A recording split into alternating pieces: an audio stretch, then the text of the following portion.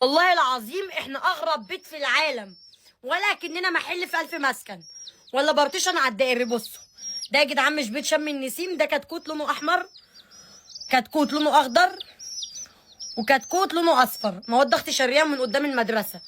وده كتكوت محتاج حقنه الفانترن عشان انا مش فاهمه ايه اللي حصل. ايه ده انت هو بيعمل علاج طبيعي ولا الف سلامه عليك يا حبيبي، والله العظيم ما حبيبي يا قلبي. هو ايه ده؟ ده جاله مرض يعني ده المرض ان شاء الله لسه هيطلع. طيب طلع عند الكتكوت اللي عندي. 1 2 3 1 2 3 الله اكبر الله اكبر الله اكبر. انا مش فاهمه هو في ايه. ده كده بس حاجه. تعالوا بقى اوريكم الباقي. دي اوضه فيها كتاكيت. تعالى يا منلي اتفضلوا.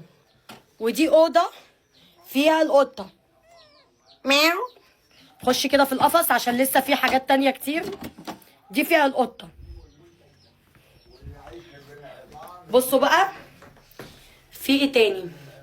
في سحلفه. ايه ده؟ فين وشها؟ في سحلفه ادي دي واحده، ودي السحلفه التانية. يا جدعان بجد مش طبيعي. انتوا مفكرين كده بس خلاص كده استكفينا؟ احنا استكفينا من حديقه الحيوانات اللي احنا قاعدين فيها. تعالوا اوريكم. بسم الله الرحمن الرحيم. فين الشباك؟ ليه هتتخطفوا؟ ده غير ان في عصافير